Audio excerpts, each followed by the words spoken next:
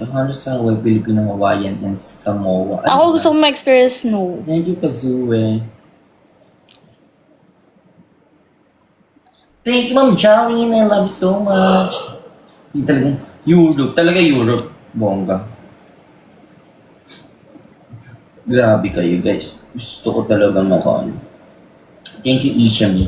So naman, may mapunta din tayo dun, Mali. Yes, in God's will. Just conquer every challenge and do what's right and what's wrong. What's not. Or Saka- yes. Ayun yung Canada. Ay, maganda din ang Canada.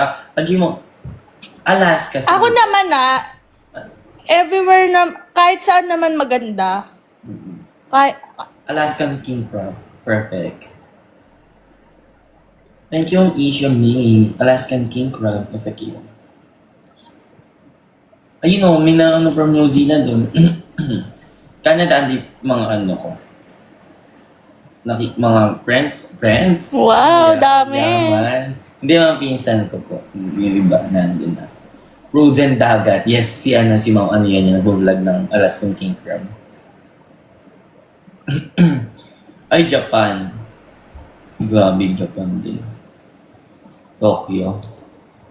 Hawaii. Pero pinaka-bet ko, Philippines. Hindi mo din talaga Alam nyo, yung sa atin, maganda to Bakit pangit? Hindi lang responsable yung mga tao. Yung karamihan. Well, yeah. Most of the, APAM, di ba, dito pumupunta. Kasi, the Philippines, very good naman talaga. Oo. Very beautiful pala.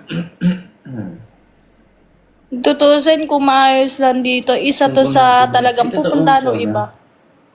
Tsaka guys, eto, naniniwala ako mas masaya sa Hindi atin. Ma'am John Jenny Lin yan. Mas masaya sa bansa natin. Oo din.